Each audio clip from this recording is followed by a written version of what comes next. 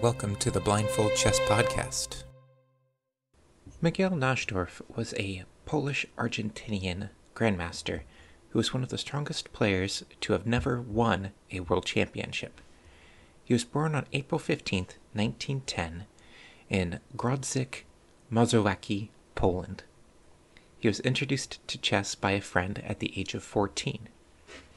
His chess career began to take off around 1929 when he was almost 20, with the game now called the Polish Immortal, where he sacrificed 5 pieces in a 22-move victory against Glucksberg.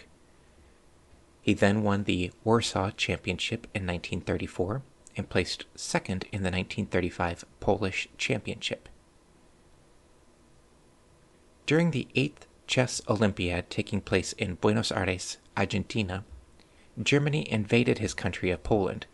Being Jewish along with his teammates Tartakower and Frydman, they stayed in Argentina. His wife, daughter, parents, and 4 siblings were murdered in the Holocaust. While in Argentina during the war, he set a world record for simultaneous blindfold chess games at one time by playing 40 people. Reportedly, he had hoped the news of these records would be reported in Europe and his family would learn of his whereabouts, but they had already perished before the information had arrived. He quickly became one of the strongest players in South America, playing first or second in 13 different tournaments during and shortly after the war. In 1944, he became an official citizen of Argentina.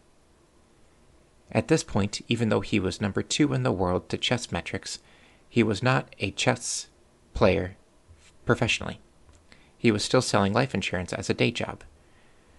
As the World Championship cycle hadn't formalized yet with tournaments around the world to help determine who the world champion caliber players would be, his victories in Prague in 1947 were downplayed, claiming that the tournament was weak.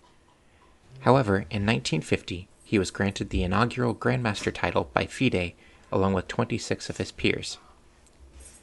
He was in the candidates tournament in 1951, finishing in 5th, in 1953 finishing in 6th, but he could not reclimb the mountain to get to the World Championship stage. Toward the end of his career, he participated in the 1970 USSR versus the rest of the world match, achieving an even score against 38-year-old Miguel Najdorf. During the commentary of the match, Najdorf remarked, quote, "When world champion Boris Spassky offers you a piece, you might as well resign then and there. But when Miguel Najdorf offers you a piece, you would do well to keep playing, because he might offer you another, and then who knows?" End quote. He remained active playing into his late life. He won the South African Open at age 66, tied for 4th in the Argentinian Championship at the age of 78, and finished with a minus score in his last national championship at the age of 81. Najdorf ended up passing away from surgical complications at the age of 87. His impact on the game has been absolutely monumental. He was particularly known for his mastery of the Sicilian defense. He developed a variation of the Sicilian that is now known as the Najdorf variation, which is still played in 3% of all chess games. He defeated many of the game's greatest players, including Fischer, Karpov, and Tal, and created a blindfold chess record of 45 games at once that stood for over 60 years. This week, we are heading to the 1955 Argentinian Championship in Buenos Aires. Miguel Najdorf versus Ruben Shocron. Now, if we're ready, let's begin. 1. Pawn to c4. Pawn to f5. 2. Pawn to d4.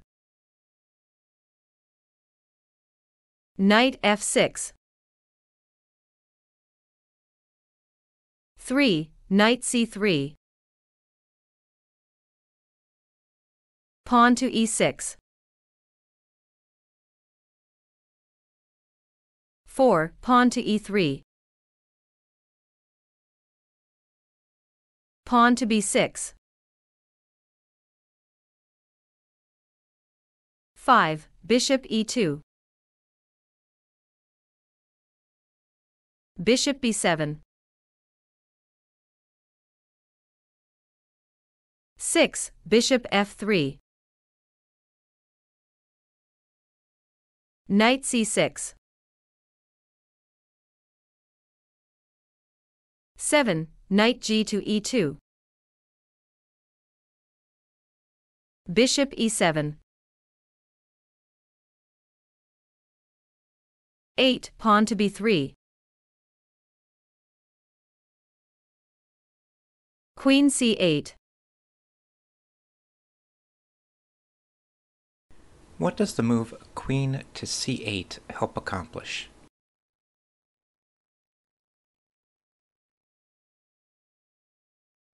The queen is now giving support to the bishop that is on b7. With white's bishop on f3, the knight on c6 can now freely move, and the bishop on b7 is no longer hanging.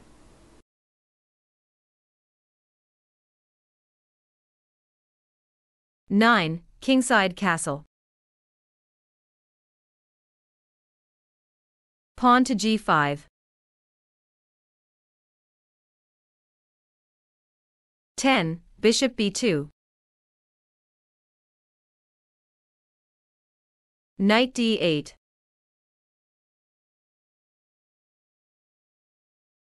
11. Bishop captures b7. Queen captures b7. 12. Pawn to d5. How many pieces does black have attacking the pawn on d5? And how many pieces does white have defending the pawn on d5?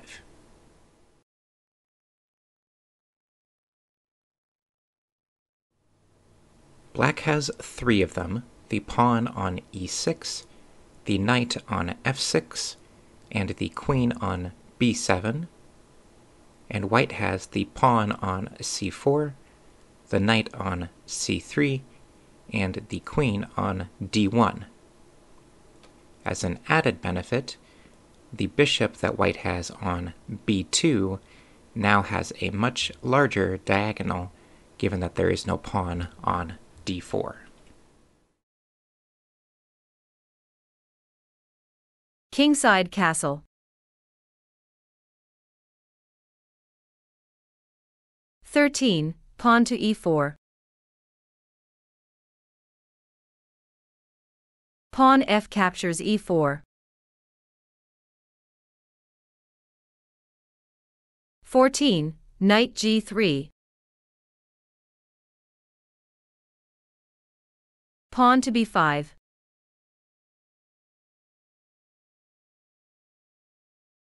15. Pawn d captures e6.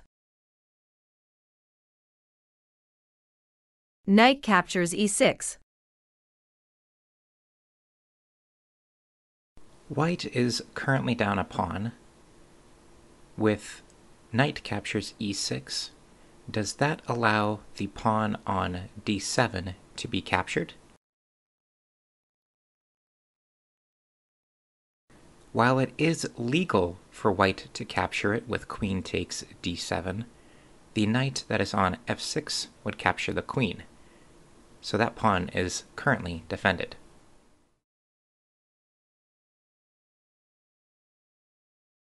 Sixteen. Knight f5. Rook a to e8.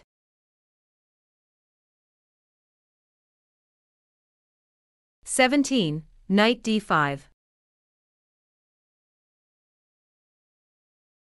Bishop d8.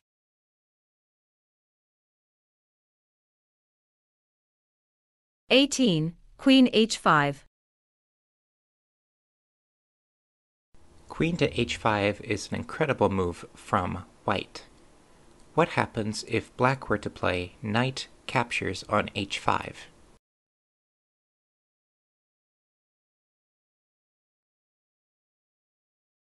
White would play knight to h6 checkmate, where the bishop on b2 takes out the dark squares around the king, and the knight on h6 takes out the g8 and f7 squares.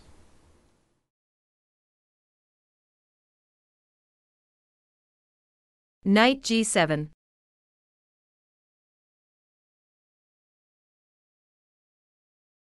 (19) Queen captures g5.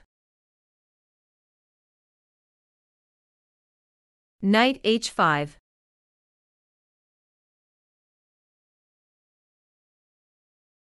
(20) Knight h6 check. Black resigns. It might look like white is going to checkmate black here, but white just goes up a lot of material. Black will be forced onto the h8 square, after which white will play queen captures h5, since the knight on g7 is pinned by the bishop on b2, and after that, white is in complete control of the game. The knight on g7 cannot move, the bishop on d8 has no squares, the queen on b7 is severely out of play, so white can take his time in building up pressure on the king's side and continuing to collect material, while black can do nothing but suffer. It is fun to see Najdorf's aggressive style of play come into effect even in these high leverage games such as this one where it's the Argentine Championship, where you are defeating the top players of a country in 20 moves. So that is all that we have for this week. Tune in next time where we will continue to work on our blindfold skills and look at another game of the Masters.